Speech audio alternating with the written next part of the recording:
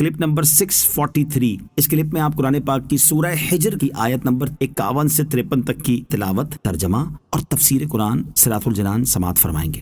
بسم اللہ الرحمن الرحیم۔ ترجمہ، اللہ کے نام سے شروع جو نہایت مہربان رحمت والا ہے۔ وَنَبِّئْهُمْ عَنْ ضَيْفِ إِبْرَاهِيمَ۔ ترجمہ، اور انہیں ابراہیم کے مہمانوں کا احوال سناؤ۔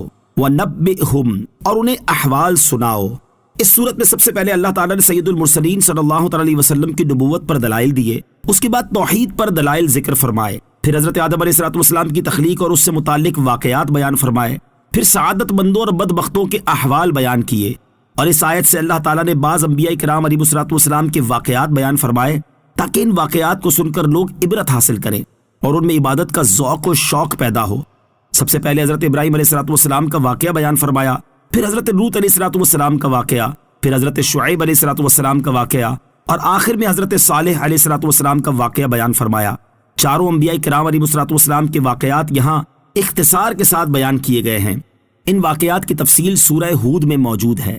عن ضیف ابراہیم، ابراہیم کے مہمانوں کا، یعنی اے حبیب صلی اللہ علیہ وسلم میرے بندوں کو حضرت ابراہیم علیہ السلام کے مہمانوں کا احوال سنائیں، جنہیں ہم نے اس لیے بھیجا تھا کہ وہ حضرت ابراہیم علیہ السلام کو بیٹے کی بشارت دیں اور حضرت لوط علیہ السلام کی قوم کو ہلاک کریں، تاکہ میرے بندے حضرت لوط علیہ السلام کی قوم پر آنے والے عذاب، اللہ تعالیٰ کی ناراضی اور مجرموں سے لیے گئے انتقام کو دیکھ کر عبرت حاصل کریں اور انہیں یقین ہو جائے کہ اللہ تعالیٰ کا عذاب ہی سب سے سخت ہے۔ یاد رہے کہ حضرت ابراہیم علیہ السلام کے مہمان کئی فرشتے تھے اور ان میں حضرت جبرائیل علیہ السلام بھی تھے۔ اذ دخلوا علیہ فقالوا سلاما قال انا منکم وجلون۔ ترجمہ، جب وہ اس کے پاس آئے تو کہنے لگے سلام۔ ابراہیم نے فرمایا ہم تم سے ڈر رہے ہیں۔ اذ دخلوا علیہ، جب وہ اس کے پاس آئے، یعنی فرشتے جب حضرت ابراہیم علیہ السلام کے پاس آئے تو انہوں نے حضرت ابراہیم علیہ السلام کو سلام کیا اور آپ علیہ السلام کی تعظیم و توقیر کی۔ حضرت ابراہیم علیہ السلام نے ان سے فرمایا ہم تم سے ڈر رہے ہیں۔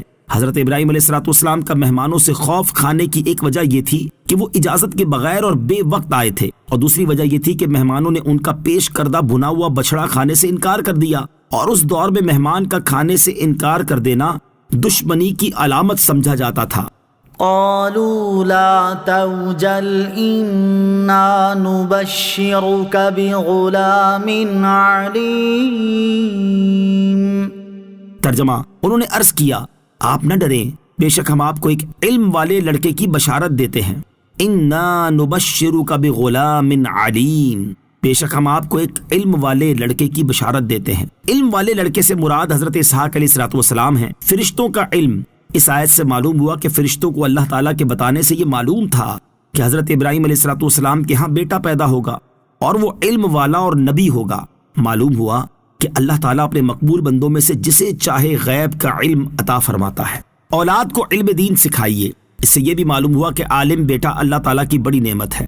اس میں ہر مسلمان کے لیے نصیحت ہے کہ وہ اپنی اولاد کو دین کا علم بھی سکھائے اور اس علم کو سکھانے میں اس سے زیادہ توجہ دے جتنی دنیا کا علم سکھانے پر توجہ دیتا ہے۔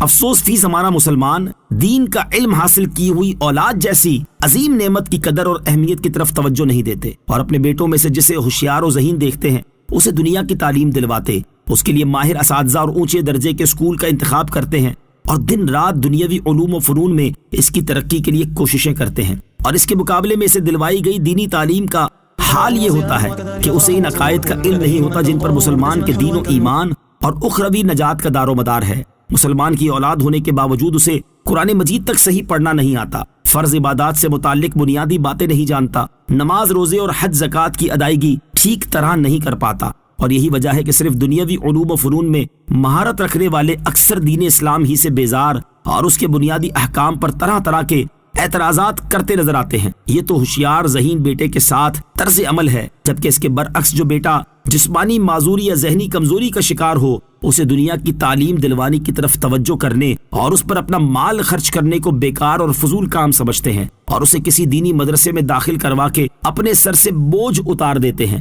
اللہ تعالیٰ مسلمانوں کو ہدایت نصیب فرمائے، آمین۔